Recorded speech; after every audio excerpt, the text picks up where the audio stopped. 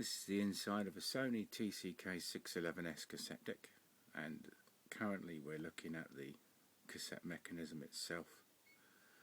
I shall show you the rest of the interior and explain the features on the front shortly. I bought this on eBay, and it's one of the decks that automatically senses the type of tape you put in, and that's the reason I've got the lid off it at the moment. If I just move that light a little bit, that's slightly better. At the top of the cassette holder are some micro switches, and there's one here, one in the middle, and one at this end. And the one at this end here detects whether or not the record tab is broken out of the cassette you put in. So if it is broken out, it won't let you push the record button. This one here detects whether or not it's a metal type cassette, and this one over here detects whether or not it's a chrome dioxide tape. And when I first got this, I would be using a normal type tape, and it would continually switch between the type 1 and type 2 setting. The reason that it did that was because there are very thin pieces of copper in there, and they make a circuit when they come together. And over the years I think they'd got some dust in there, so I've blown them out with clean air, and now it works without a problem, which is terrific. One thing I did notice with this was that the cassette mechanism looks very, very similar to the one that's inside the Sony TCK 590, and I've read a lot on internet forums about these two particular cassette decks and the capstan motor making an awful lot of noise. This capstan motor in here is exactly the same one that's in the TCK 590, and when this deck is first switched on, you can hear it moving, but after a little while it obviously warms up inside and gets a lot quieter. And the one in this cassette deck definitely doesn't need changing. It's absolutely fine, works perfectly. So I think that's a characteristic, and if you have one that you can hear, it's not necessarily a problem. I do have a TCK 590 that has got a motor in it that definitely needs replacing, and I shall make a video shortly and just let you hear what that sounds like, and that one I would say definitely needs changing. But this one I don't think there's a problem with. So let's have a look at the rest of the inside. It's quite a well made thing. I think it's about 1993 at a guess. Yeah, on the motor down here, I don't know if you can see that on the video, but the date is the 28th of June 1993. So made in 1993, and we're looking from the back now. It's quite a large power transformer here. The power comes in, heat sinks here, adjusters for bias there, record level over here, little trim pots, and in the service manual it describes how you use these trim pots with some measuring equipment that you plug in to the cassette deck. And I think without the measuring equipment I wouldn't dare adjust these, because I think I'd get in all sorts of trouble with that and perhaps render this completely useless. But it seems to be very well made. It is a 3 types of Dolby system on there, and I can't see where the Dolby chip is, but down here it's part of the HX Pro circuit there. It's got printed on it PB, so could this be for playback here? Maybe. Can't see much else anywhere else.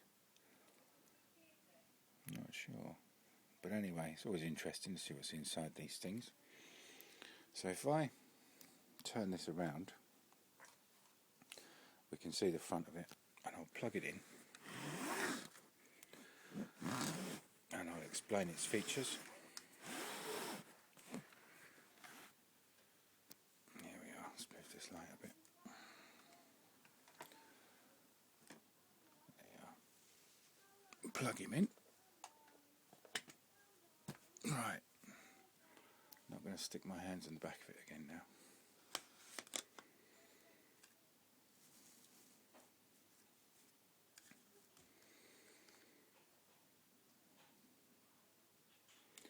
Okay, so over here we have the power switch. Turn it on, lights up nicely. I like this deck particularly because it has a light here, so you can see how much tape you've got left, and that makes a big difference when you're using a tape deck. It has a timer for when you turn the power on, it will start recording or playing immediately. Counter reset, and it has a memory function on the counter, so that if you push that with the tape in there and then you play on a bit, it will rewind to the point where you push the memory button. Quite useful if you're trying to edit something or make a recording. Want a reference point. It has the control buttons over here: stop, rewind, play, fast forward, pause, record, mute and record. It has auto music search on it, so when it's in play you either push that or that and it will skip a track. It has over here an MPX filter, and that works with the Dolby if you're recording from an FM broadcast or even from an internet source. Sometimes that can affect the Dolby system and it will make the recording sound a bit dull, so you push that and turn it on, and you can see if you watch in the display, filter is off, filter is on. Normally if you're recording from any other audio source it doesn't make any difference. So this has Dolby off, Dolby B, Dolby C, Dolby S. On there I've mainly used Dolby B because every other cassette player I've got has Dolby B on it. Absolutely none of them have got Dolby S on. The recordings are of very high quality with it though. And over here you've got adjustment for bias and record level, and I'll show you how they work in a sec. Record volume and the balance for your record volume, headphone socket and a headphone volume. And here's the open close button, and this is a motor which controls the door. So if I stick in a normal cassette tape, type 1, it shuts and then it tells me there it's a type 1. Push record, and then over here if I select calibration you can see the display changes from that normal view to this one. Before I start the tape I shall just make sure they're both centered. So if you've got one of these decks or you bought one second hand, you haven't got the instructions, you'll be interested in this because it took me ages to find out what these were for, and they make a tremendous difference to your recordings if you follow this process. So we'll start the tape rolling, and it's a 3-head deck there, so now it's showing us an indication in that display, and what we need to do is just let that settle down. And the first thing you would do is adjust the bias to make sure that the top indication, which is the bias, if we turn that you'll see it move, they need to be the same. So the bias needs to be equal to that bottom indication there. And then we need to move the display so that they both come up to these little red marks here. And we do that by adjusting the record level. That knob there, turn it up. That's it. So that's now calibrated for that particular cassette I've put in there. And then you simply stop, rewind, and it's now ready to start recording. When you are recording, this has got nothing plugged into it, so it'll just blank the tape off now. When you are recording, you can listen directly to what you've just recorded, which is very useful for monitoring. And you push this monitor button here and you watch the display, it will change this indication from source to tape. I'll push that button. So now we would be listening to what's been recorded on the cassette, and there we'd be listening to the source. Stop that and rewind it.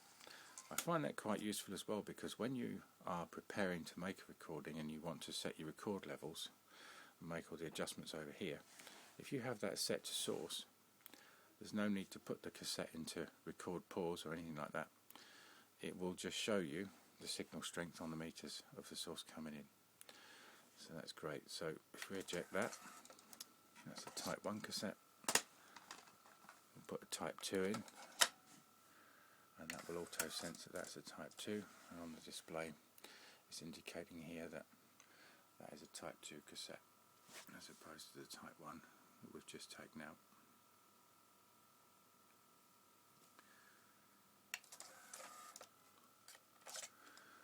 I'll show you in here. I don't know whether we'll be able to see it, but let's have a go. Up here, there we are. They're just underneath this rim, which is kind of difficult to show you one-handed, but they're under that rim there, little micro switches. Just about make them out, but not quite. But you can imagine when the cassette door closes, it brings the cassette up into contact with those, and it knows what sort of tape it's got in there and whether or not it can record on it, whether it can't. Now of course with any cassette deck, occasionally you're going to want to clean the heads. So again, on one of these things with an electric door, how do you do it? And this did puzzle me for a long while. Now I'll try and do this one-handed. This front of this door comes off. There you are. So you just have the cassette holder itself, and this is a neat trick. And again, this will be difficult to do one-handed, so bear with me. At the moment it's switched off, so if we want to clean the heads, the way to do it is to push and hold the open close button while you turn it on. And then when you do that, it powers up and the door will open and it will start to play. So the heads will come up and the capstan spins with a pinch roller against it, so you can get in there with a cotton bud with some isopropyl alcohol and clean it. And as I say, it took me a long while to find how to do that by trawling various internet sites until I found an instruction manual for, I can't remember which cassette deck it was, and I tried it on the ones I had and it worked. So I'll try and do it so you can see it. So we can put that down there. Hopefully it won't stay. Yep, okay, so press and hold that while turning the power on, and it's done it.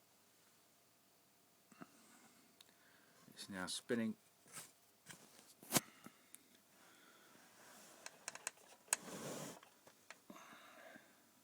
Playing away with the capstan spinning with a pinch roller against it. The heads have come up, but interestingly the take-up wheel here isn't turning, so that's purely for cleaning. So you would clean away with your cotton buds, and when you're finished, if you just push that button, it stops,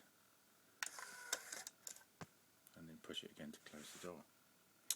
So that's it, Sony TCK 611S cassette deck, which makes great recordings, and I hope that's useful to you if you found one of these second hand and have no instruction book. If you spend 14 or so minutes watching this video, it might save you hours trawling around the internet trying to work out how on earth it works. Thanks for watching. Speak to you soon.